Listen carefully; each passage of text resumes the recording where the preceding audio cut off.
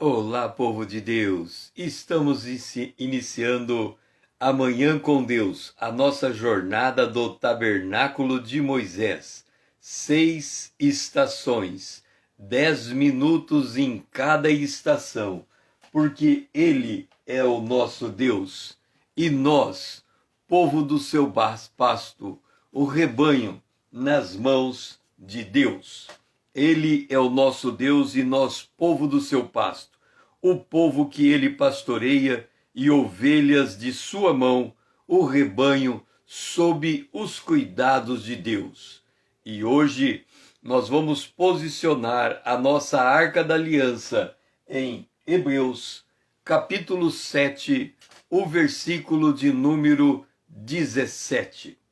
Diz: porquanto se testifica, tu és sacerdote para sempre, segundo a ordem de Melquisedeque.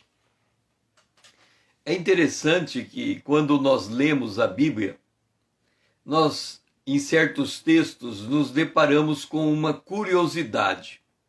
Quando nós lemos uma fala ou alguém se comunicando com alguém, é bom que a gente saiba quem são as partes, quem está falando e quem está ouvindo.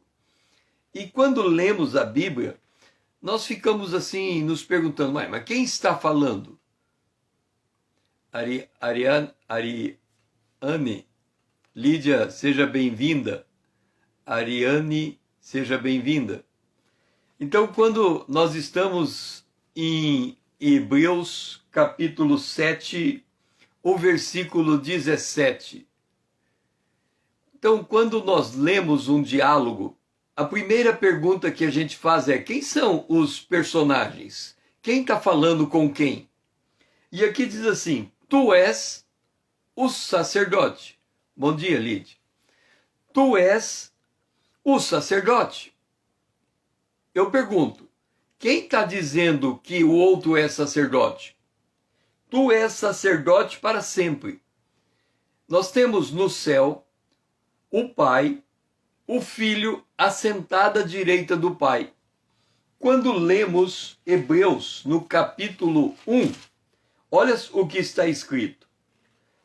Porquanto, pois a qual dos anjos disse jamais, tu és o meu filho, eu hoje te gerei. Quem é que está dizendo, você é o meu filho? Deus o Pai está dizendo para Jesus o Filho, olha, você é o meu filho. Sabe quando o filho se orgulha do pai lhe reconhecer publicamente? Recente, eu participei de um seminário sobre a masculinidade. O seminário era sobre a masculinidade. E neste seminário, o preletor estava nos dizendo o seguinte, que é comum entre as culturas ter um dado momento em que o rapaz ele recebe uma identificação da sua hombridade por um outro homem. Tipo assim, o pai chega para o filho e diz, você é o meu filho. O homem, em particular, ele tem uma necessidade de um outro homem afirmar a sua masculinidade. Dizer, olha, você é meu filho. Então, tipo assim, é quando o pai chega e diz assim, agora você está na idade adulta, você vai poder caçar comigo. Vamos caçar. Nas tribos antigas, quando o menino chegava à idade do guerreiro, tinha toda uma preparação para dizer, agora você faz parte do nosso time, agora você está integrado conosco. Então, esse processo de afirmação do outro, Jesus não precisaria disso. Mas é como se Deus, olhando para toda a criação, ele criou todas as coisas, mas o Filho de Deus, entenda uma coisa, nós temos, quando a gente fala de Deus, nós não podemos fazer nenhuma imagem de Deus, mas me permita fazer uma representação. Aqui temos um círculo. Este círculo é uma unidade, é uma aliança, é um todo. Quando nós falamos a palavra Deus, é como se nós embutisse nesta palavra as três pessoas de Deus, o Pai, o Filho e o Espírito. E nós disséssemos o seguinte: o Pai é Espírito, o Filho é Espírito, o Espírito Santo, por óbvio, é Espírito. Então nós estamos dizendo o Pai, o Filho e o Espírito Santo. O Pai, o Filho e o Espírito Santo. Todos eles têm uma característica em comum: o Espírito. Isso mesmo, os judeus faziam a cerimônia da circuncisão, a dos 12 anos também tem uma cerimônia dos 12 anos. Então veja bem, ali nós temos um todo e o Pai, o Filho e o Espírito formam uma unidade. Agora, dentro dessa unidade, o Pai diz assim para o Filho: tu és o meu filho. Agora eu pergunto para você, por que Deus, o Pai, tem a necessidade de olhar para Jesus e dizer: você é meu filho? E agora ele tem a necessidade de olhar para Jesus e dizer: você é o sumo sacerdote segundo a ordem de Melquisedeque. É porque o filho, olha só, o filho abriu mão da sua divindade e ele se fez homem. Ora, se nós olharmos para a humanidade inteira, hoje, 7 bilhões de habitantes, e pegarmos toda a humanidade, desde Adão até hoje, vamos dizer que aí deu, sei lá, uns 40 bilhões de pessoas. Jesus Cristo está no meio das 40 bilhões de pessoas. Aí um olha para o outro e diz assim: todos nós somos iguais. Aí Deus diz: epa, pera lá, aquele é diferente. Por quê? Porque aquele é o meu filho. Mas quem é esse teu filho? É aquele que eu designo ele dentre toda a humanidade como o sumo sacerdote segundo a ordem de Melquisedeque.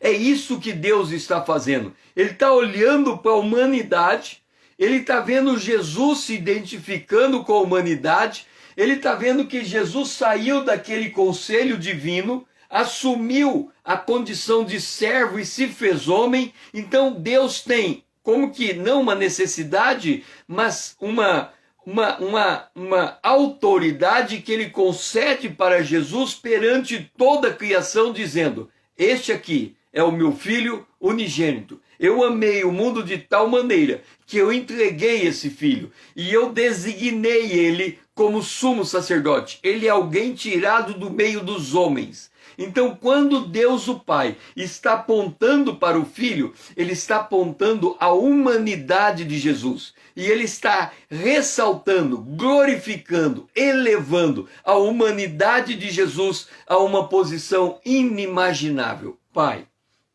nos ajuda a ter esse discernimento, que quando o Pai declara que o Filho é o sumo sacerdote, ele olha dentre todos os homens da humanidade que já existiram e diz: esse é especial, porque ele é o meu filho amado. Essa identificação é a identificação de um corpo que o Senhor formou para habitar nele a própria divindade, o Filho do homem, o Filho de Deus. Nós glorificamos porque o Senhor abre para nós esta revelação. Nós agradecemos a Ti, em nome de Jesus, o Teu Filho amado, a quem nós amamos. Amém.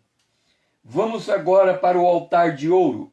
O altar de ouro, à medida que nós avançamos o tabernáculo de Moisés, nós pegamos uma porção do texto bíblico e situamos uma estação do tabernáculo de Moisés no texto bíblico. Nós começamos de dentro para fora, porque o dia está iniciando. Então nós estamos nos preparando para esse dia.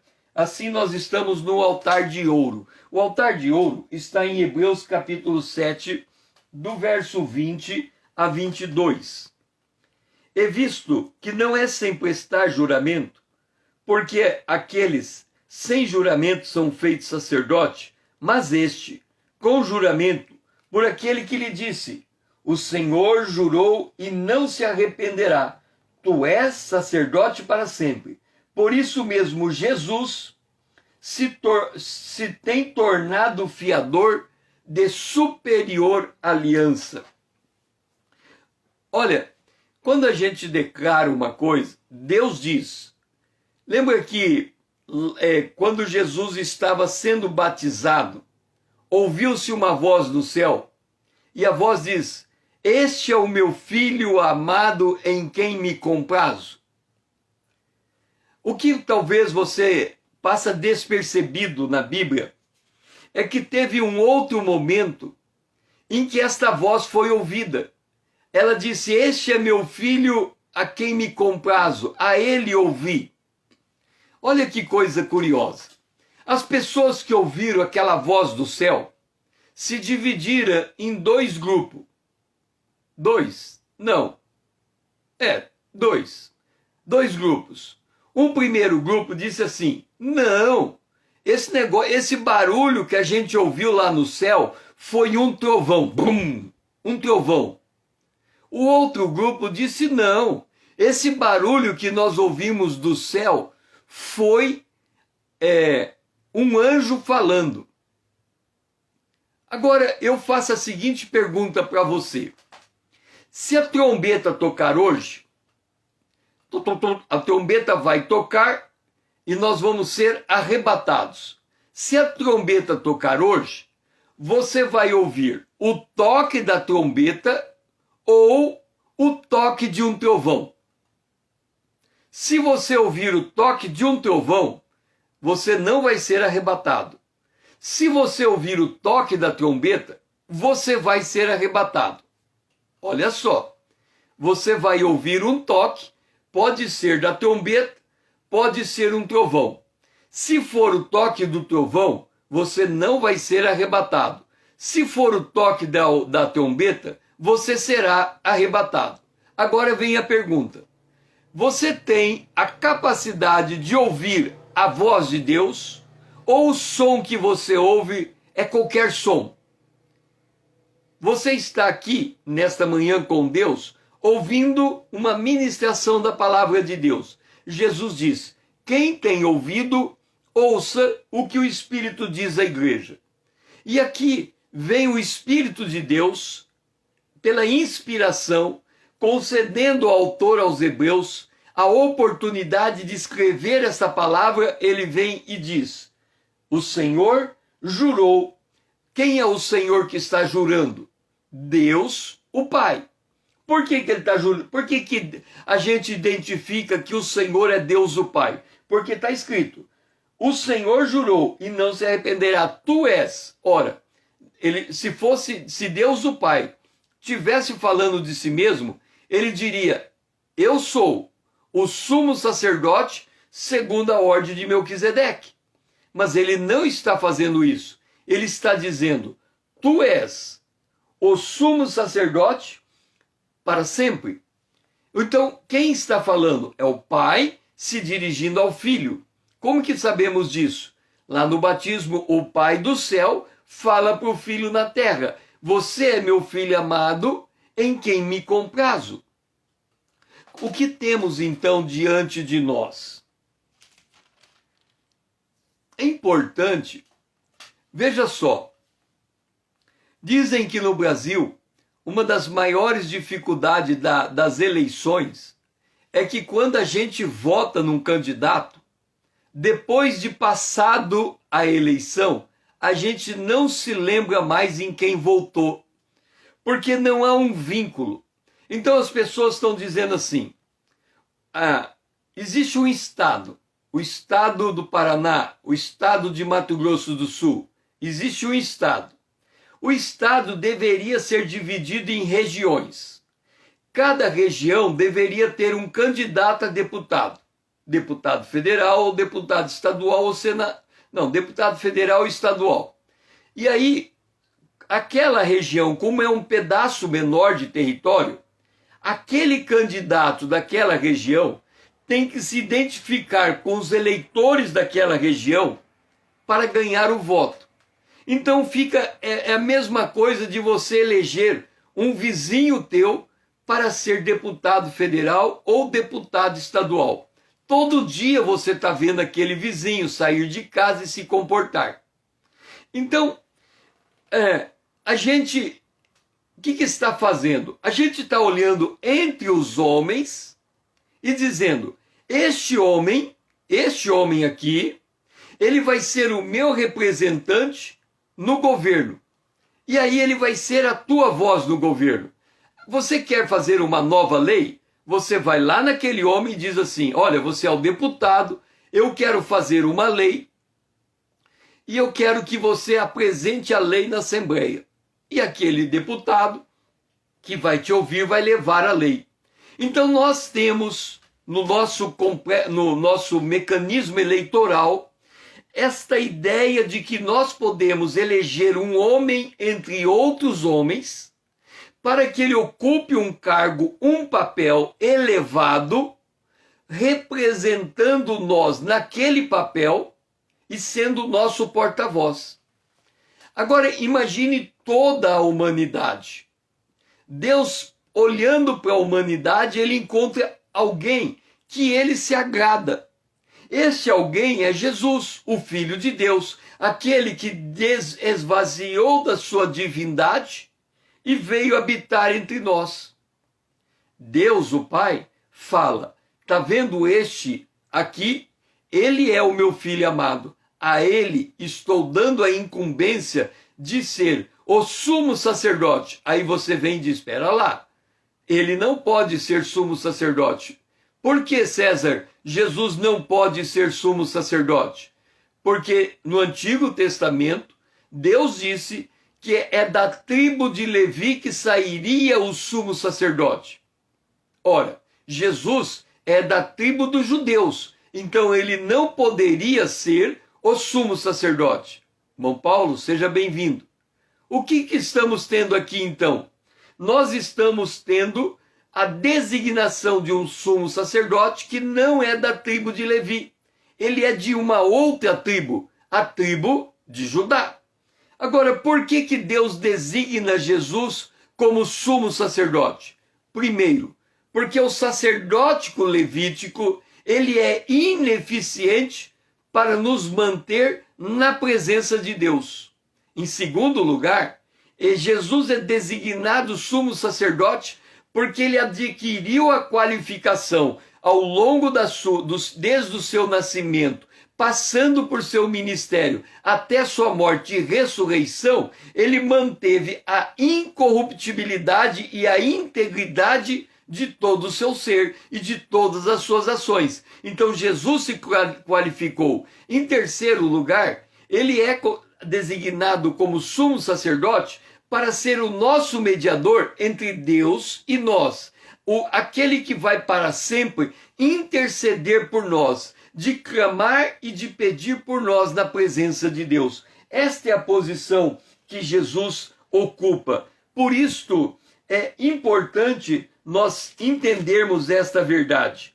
Jesus é designado por Deus do meio dos homens para ocupar uma posição elevadíssima de ser aquele que vai interfacear o nosso relacionamento com a santidade, com Deus Todo-Poderoso.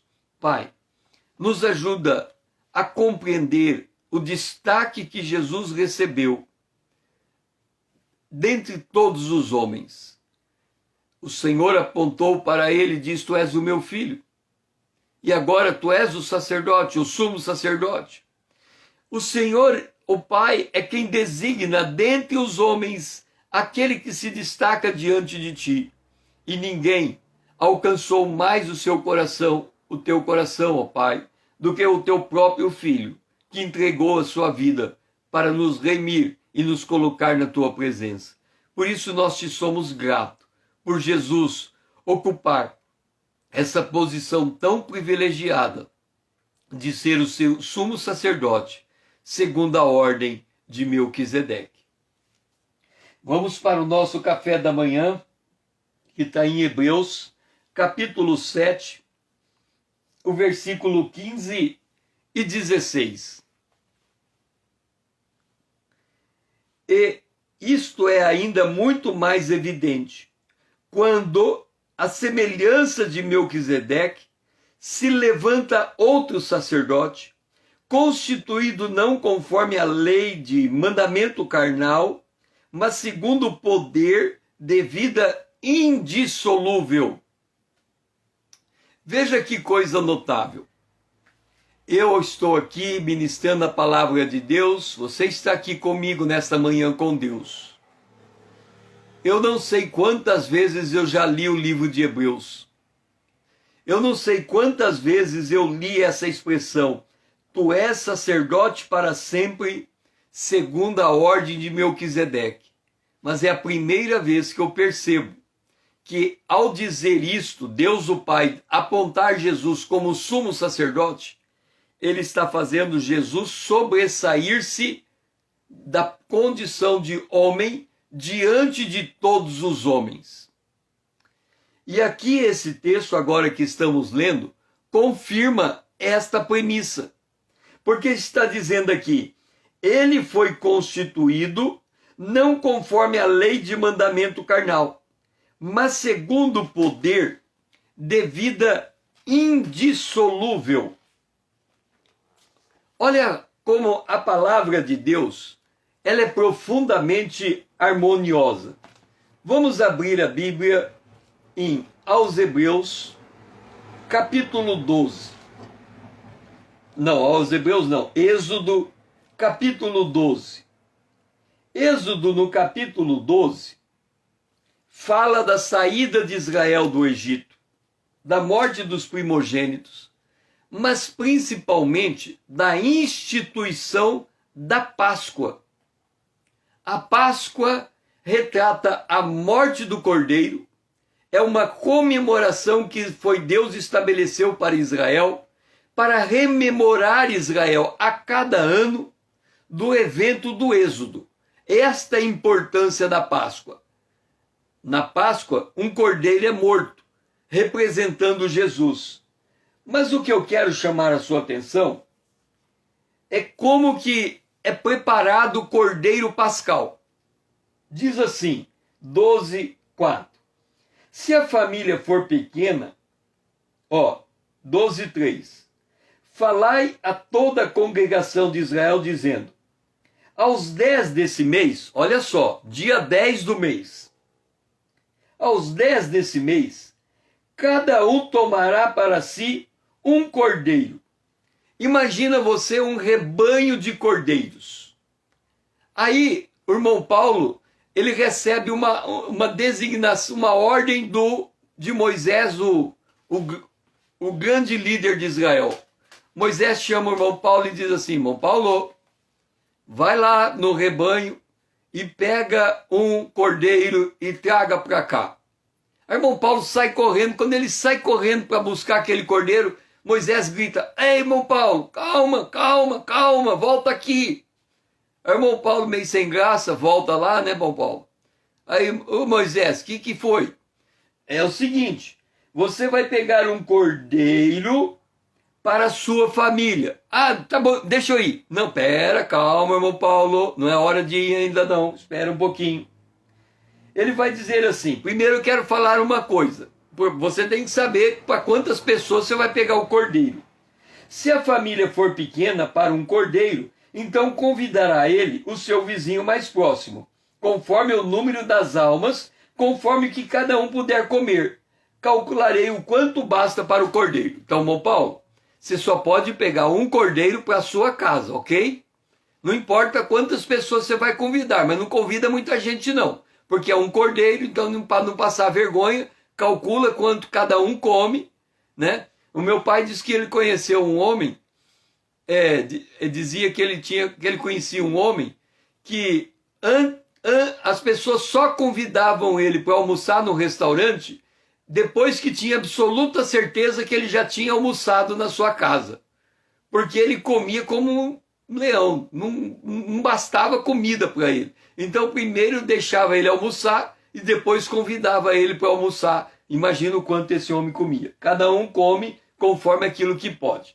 Mas, olha só, irmão Paulo, quando você for buscar o cordeiro, tem que ser um cordeiro sem defeito. Anota aí, anota na sua agenda.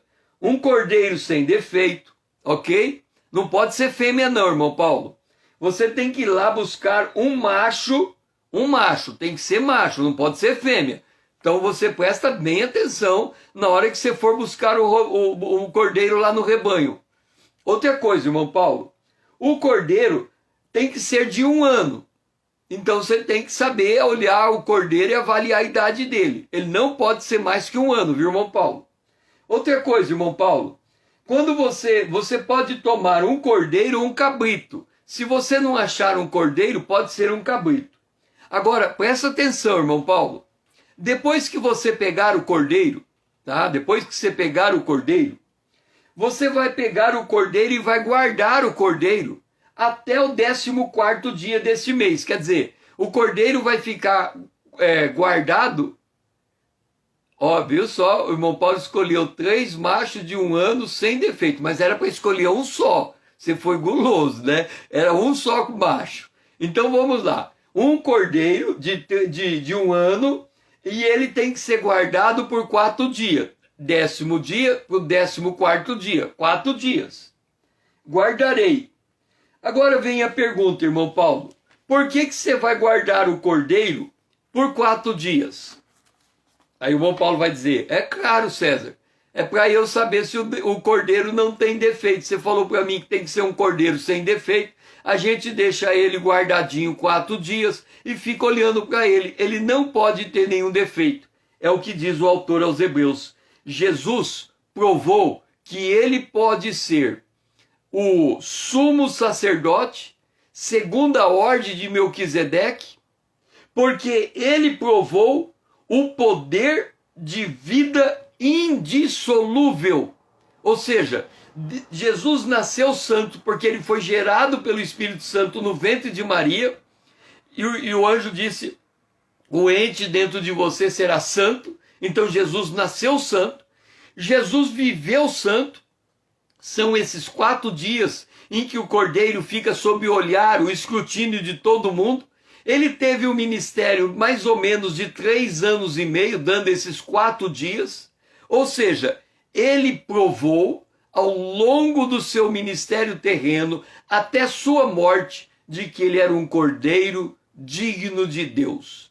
E porque ele deu prova de ser esse cordeiro digno, depois da sua ressurreição, ele se tornou também o sumo sacerdote, segundo a ordem de Melquisedeque. É por isto que Jesus se torna para nós o modelo de como temos de viver. Nós temos que cumprir o desígnio de Deus da criação. Nós somos a imagem, criados à imagem e semelhança de Deus. Agora vem Jesus e vive sendo ele a expressa imagem. O autor aos Hebreus, no capítulo 1, ele diz assim, ele é o resplendor da glória de Deus e é a expressão exata do ser divino de Deus. Jesus, ele se fez homem, mas ele se tornou absolutamente igual ao próprio Deus. Então ele se tornou para nós um modelo de homem, um modelo de mulher, no sentido de que da personalidade, das atitudes, um modelo de ser humano que nós devemos ser. Nós devemos imitar Jesus em todas as coisas, principalmente nesse poder de vida indissolúvel, que é a santidade. Pai, nos ajuda a compreender que Jesus foi provado e aprovado por todo o seu ministério terreno, se qualificando e demonstrando estar qualificado e ser qualificado como Cordeiro de Deus, que tira o pecado do mundo. E é por causa do poder desta vida indissolúvel que o Senhor o nomeia sumo sacerdote, segundo a ordem de Melquisedeque. Que nós possamos apreciar Jesus tirado dentre os homens, para a glória do nome de Deus. É a nossa oração, em nome de Jesus, o teu Filho amado, a quem nós amamos. Amém. Vamos lançar luz sobre o que nós falamos? Hebreus capítulo 7, versos 18 e 19. Diz assim, 18 e 19. Portanto, por um lado, se revoga a anterior ordenança por causa de sua fraqueza e inutilidade, pois a lei nunca aperfeiçoou coisa alguma. E por outro lado, se introduz esperança superior, pela qual nos chegamos a Deus. Vamos entender o que o autor está nos dizendo. Por que nós fazemos a manhã com Deus olhando para o tabernáculo? O tabernáculo é um modo como podemos entender melhor a palavra de Deus. Olha só, quando nós lemos o tabernáculo, nós lemos o livro de Levítico. Vamos lá para o livro de Levítico. Não vamos ler o livro, nós vamos ler só os títulos de cada bloco de texto. Diz assim, os holocaustos, capítulo 1. As ofertas de manjares, capítulo 2. Os sacrifícios pacíficos, capítulo 3.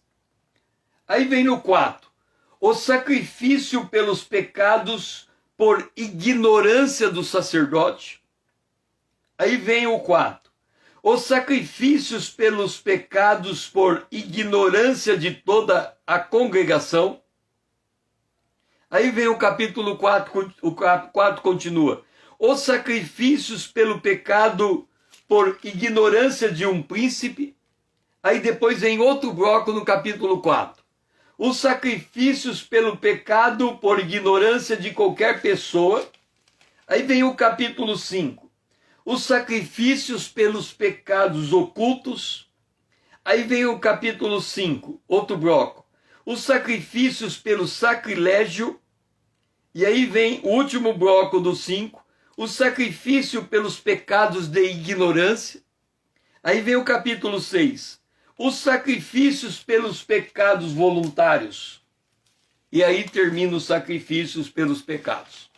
Vamos voltar. Sacrifício pelo pecado da ignorância do sacerdote, da congregação, do príncipe e de qualquer pessoa.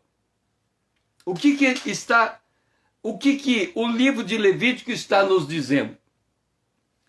O Novo Testamento está dizendo assim: nós nos chegamos a Deus, o Pai. Presta atenção. Olha a importância de entender a palavra de Deus com propriedade. Quando diz nós chegamos a Deus, aonde Deus está? Aqui estamos nós. Aqui está Deus. Deus está aonde? Deus está no céu. Nós estamos na terra.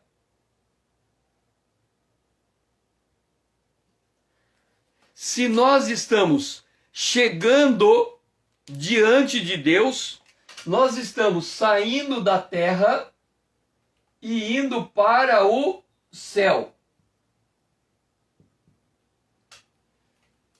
Então nós estamos diante de Deus. Quando a gente ora, nós estamos diante de Deus. Nós estamos chegando a Deus. Mas como é que nós podemos chegar a Deus? Como é que nós podemos chegar a Deus se nós podemos, no meio do caminho, pecar? Pecar por ignorância.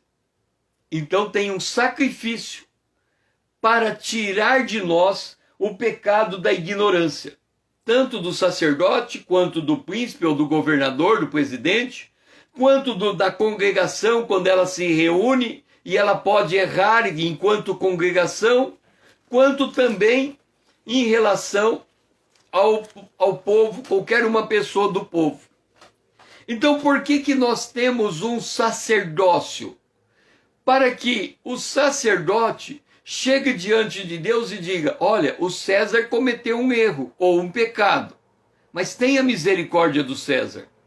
Vamos tratar ele, vamos disciplinar ele, vamos ajustar a vida dele, vamos adequar o comportamento dele, vamos ensinar como é que ele deve andar na presença de Deus.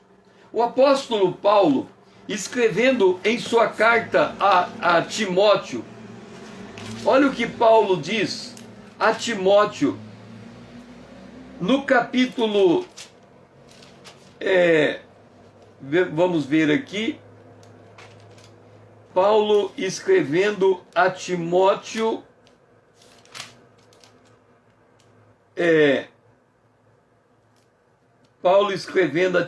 ele diz assim: procura-te, eu escrevo estas coisas para vocês, para que vocês saibam como andar na casa de Deus. Aqui, olha só o que Paulo diz a Timóteo em 1 Timóteo capítulo 3, o versículo 15, ou 14 e 15.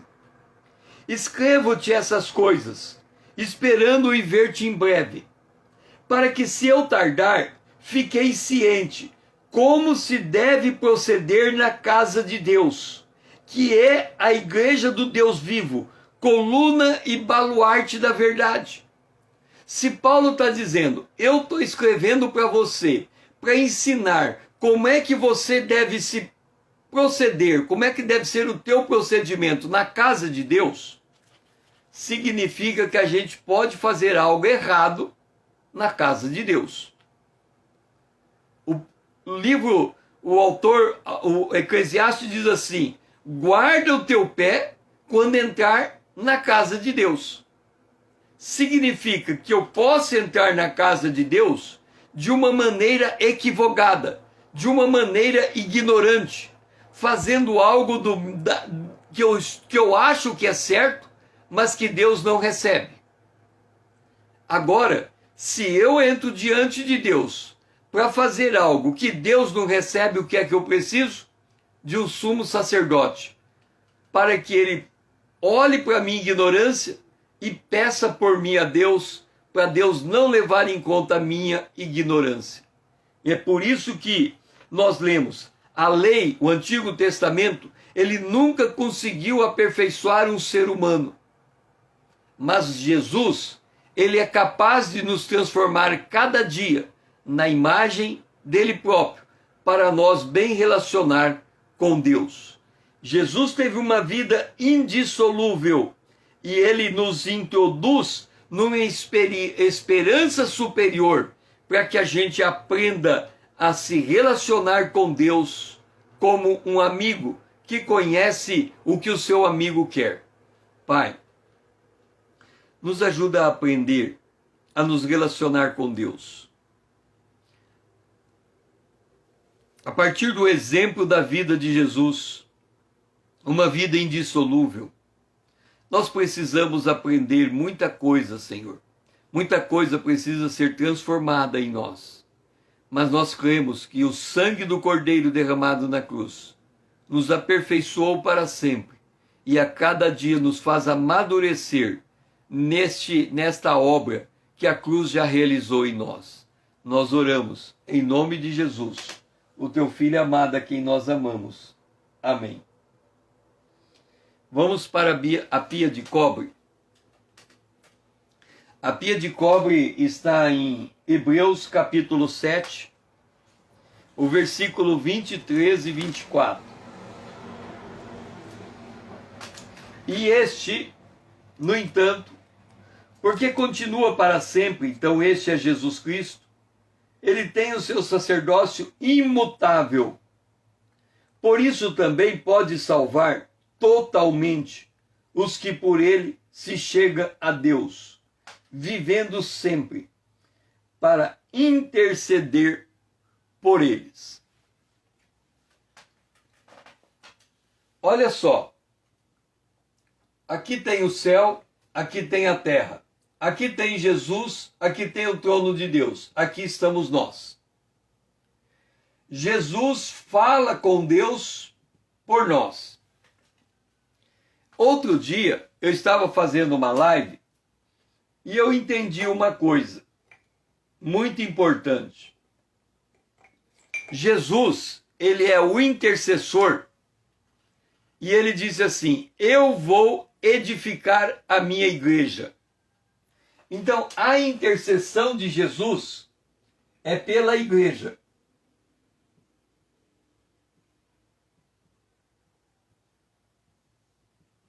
A intercessão de Jesus é pela igreja. Só que nós, aqui embaixo, nós somos assistidos pelo Espírito Santo. O Espírito Santo é o nosso intercessor. Ele intercede pelo indivíduo.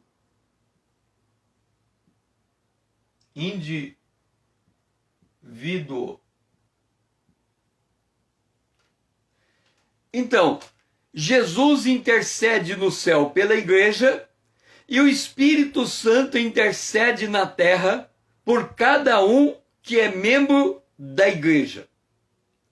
Por que ele está intercedendo? Porque nós somos pedras vivas. Nós somos pedras vivas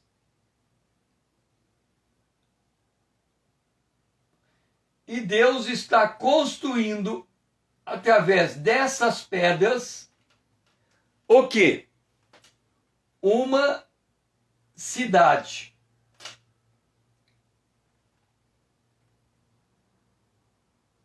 A Nova Jerusalém. Jesus está construindo uma cidade, a Nova Jerusalém. Quando a gente olha para a Nova Jerusalém, olha só, a Nova Jerusalém tem porta de pérola. Então vamos entender a intercessão de Jesus à luz da descrição da Nova Jerusalém que está em Apocalipse, no capítulo de número 21. Olha só, João é transportado em espírito para uma grande cidade. E aí ele fala, esta cidade tem uma alta muralha. A cidade tem uma alta muralha, então ele precisa de um muro na cidade. Do que ele é formado daquele muro? Se a gente fizer um paralelo do muro da Nova Jerusalém com a igreja, os mestres dentro da igreja, os que instruem, os que ensinam, eles são como muros de contenção. Eles ensinam a palavra de Deus para que o mundo fique fora da igreja e para que a igreja se assemelhe a Jesus. Então vamos imaginar por um instante que Deus precisa de pessoas para compor o muro de Jerusalém, da Nova Jerusalém. Aí vamos imaginar, a cidade tem 4 faces, porque ela é um cubo. Então ela tem quatro paredes de muro, ok? Você está entendendo, né? Tem um muro assim, um muro assim, um muro assim e um muro aqui. Vamos imaginar, só para você ter uma noção do que eu estou dizendo, que cada muro é formado por 100 mil tijolos, ok? Então, tá vendo o muro aqui, ó? O muro é formado por 100 mil tijolos, número redondo, 100 mil tijolos. Significa que dentro, vamos imaginar, que Deus precise, em toda a história, de... Não, vamos aumentar o número, né? Porque nós estamos falando da história inteira, da história desde Jesus até aqui. Vamos imaginar que o muro, para construir o muro da Nova Jerusalém, Jesus precise de 10 milhões de tijolos, ok? Quando o irmão Paulo deve saber mais do que eu, porque eu acho que o irmão Paulo já construiu alguma coisa. Eu nunca construí nada. Então, se o irmão Paulo for falar assim, se eu falar assim, irmão Paulo, eu comprei um terreno, você pode saber quantos tijolos precisam para cercar esse terreno? Aí o irmão Paulo vai falar o quanto, né? Então, o muro de Jerusalém precisa de 10 milhões de tijolos. Esse tijolo que tem que ser colocado na Nova Jerusalém, ele só pode ser mestre na palavra de Deus. Ou seja, ao longo da história da igreja, Jesus precisa encontrar 10 milhões de mestres que ensinam a palavra de Deus de acordo com a doutrina dos apóstolos e dos profetas. Aí Jesus olha para o irmão Paulo e fala assim, o irmão Paulo vai ser um mestre. Aí ele fala assim, pai, vamos preparar o irmão Paulo, porque o irmão Paulo é o tijolo que eu preciso para fechar o muro da Nova Jerusalém. Prepara o irmão Paulo para ser um mestre. Aí Deus, o Pai, vai trabalhar podando, né? Porque o irmão Paulo está firmado na videira. Ele vai lá, poda o irmão Paulo, prepara o irmão Paulo e o irmão Paulo se torna o mestre da palavra de Deus dentro da igreja. Aí o irmão Paulo termina a vida dele. Ele morre e aí enterra, mas aí toca a trombeta. O irmão Paulo, que estava lá enterrado já passou bastantes anos, estava lá enterrado, ele recebe um corpo glorificado e sai do túmulo. Para onde que o irmão Paulo vai? Para o muro de Jerusalém. Porque ele foi preparado para ser uma pedra naquele muro. Percebe o que significa a intercessão de Jesus Cristo? Ele olha para o irmão Paulo, ele olha para o muro e fala, o irmão Paulo vai ser a pedra do muro da Nova Jerusalém.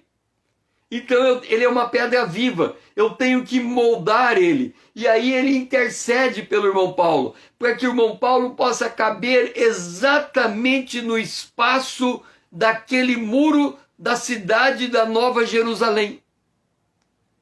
Esta é a intercessão. E aí o Espírito Santo dentro do irmão Paulo fala, irmão Paulo, Deus está te preparando para ser um mestre entre os irmãos. Você tem que se sobressair e ensinar a palavra. Mas você tem que ser moldado por Deus. A minha missão aqui, diz o Espírito Santo ao irmão Paulo, é moldar você para aquele chamado que você tem. Aí quando o irmão Paulo descobre o seu chamado, ele passa a ensinar a palavra de Deus por onde quer que ele vá.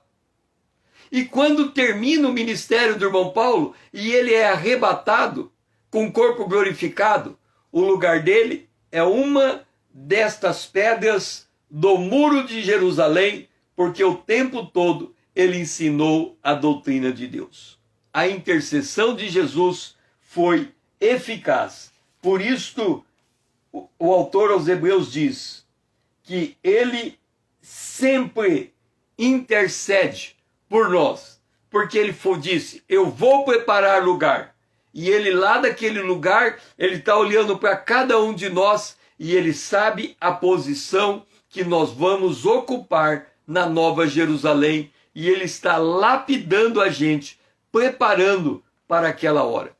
Pai, nos ajuda a entender que nós somos as pedras vivas do templo de Deus. E somos moldados para ocupar um espaço nesse templo que só cabemos nós. Nos ajuda, Senhor, a considerar isso um altíssimo privilégio e ter um coração aberto para ser moldado pelo Teu Espírito Santo, para ocuparmos o chamado de Deus que Jesus tem nos dado.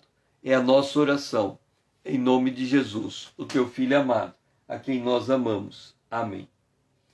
E agora vamos para a última estação, o altar de cobre, que está em Hebreus capítulo 7, o verso 25. Por isso também ele pode salvar totalmente o que por ele chega a Deus, vivendo sempre para interceder por nós. Jesus pode salvar totalmente. Vamos lembrar do significado da salvação.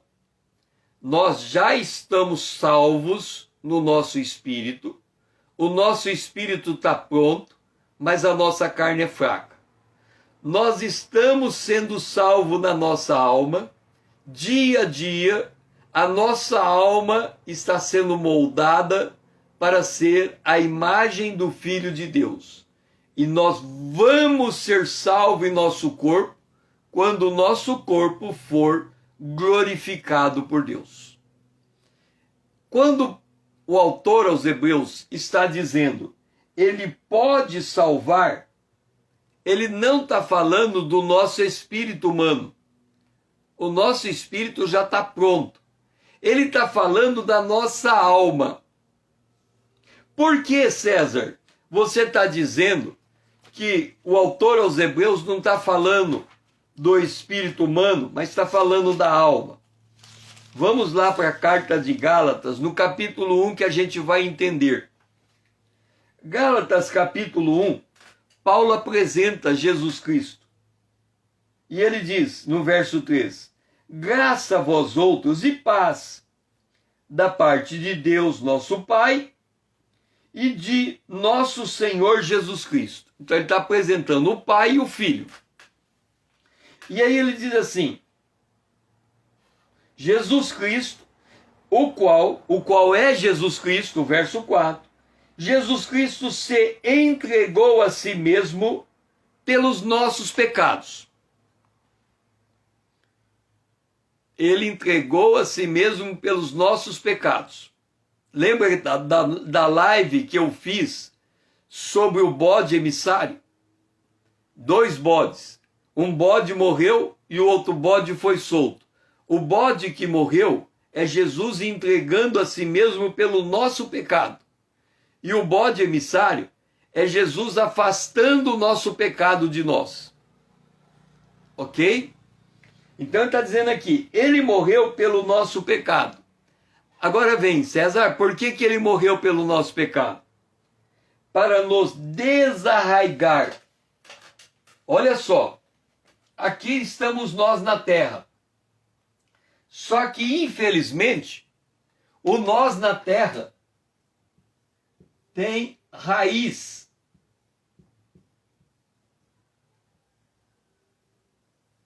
Tem raiz. Esta raiz, deixe-me escrever a letra Z certa aqui. Tem raiz.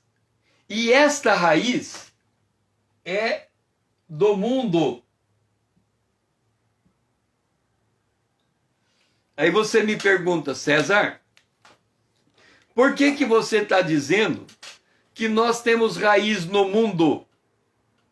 Porque grande parte de quem somos hoje foi formado na primeira infância, do 0 aos 5 anos. Tem muito pai que do 0 aos 5 anos não tem o cuidado de ensinar a fé aos seus filhos. E quando o pai não ensina a fé aos filhos do 0 aos 5 anos, quem vai de fato influenciar o filho é o mundo. E quando aos 5 anos os pais tentarem ensinar os seus filhos a fé, eles já não vão mais dar ouvido. Porque é na primeira infância, do 0 aos 5 anos, que grande parte da personalidade do indivíduo é formada para o bem ou para o mal. E ali a gente ganhou raízes. O autor, Pedro, escrevendo destas raízes, no capítulo 1 de 1 Pedro, ele diz assim: sabendo que não foi mediante coisas corruptíveis, 1 Pedro 1,18, como prata ou ouro, olha só, que você foi resgatado do vosso fútil procedimento que os vossos pais vos legaram. Então, aquilo que foi formado em nós na primeira infância, nos enraizou nesse mundo. Jesus veio para nos desarraigar desse mundo, para tirar as nossas raízes desse mundo. Isso é a salvação da alma. A alma está sendo santificada para se desarraigar do mundo, para ela ficar em linha com o espírito humano que já está pronto. Para que quando chegar a hora de glorificar o corpo, a alma já está preparada para esta hora. É por isso que eu convido você para estar a cada manhã aqui, nesta manhã com Deus, porque é um ato de preparação da alma. A alma vai aprendendo a conhecer com profundidade a palavra de Deus para, através deste transbordamento de conhecimento de Deus e transbordamento do conhecimento da vontade de Deus, a gente consiga ser a imagem de um filho de Deus. É por isso que esta manhã com Deus é para nos ensinar a andar com Deus. É para nos moldar de acordo com a palavra de Deus. Então aqui no verso 27 do autor aos Hebreus, ele diz, Hebreus 25, ele, Jesus, pode salvar. Por que está colocado que ele pode salvar? Porque essa salvação a gente tem que querer. A gente tem que buscar. Moldar a nossa alma exige uma disposição interna nossa de dizer: Senhor, eu estou disposto a colocar a minha alma na tua presença, para que o Senhor molde a minha alma como um vaso na mão do oleiro, para me apresentar como um vaso de honra, um vaso que ocupe um lugar digno da tua presença. E é nesse sentido que Jesus intercede por nós. Ele quer formar em nós um vaso de honra, um vaso para ser usado para a glória de Deus em todo o tempo. E isso tem que ser um desejo que é toque do Espírito Santo, mas tem que ser uma espontaneidade nossa.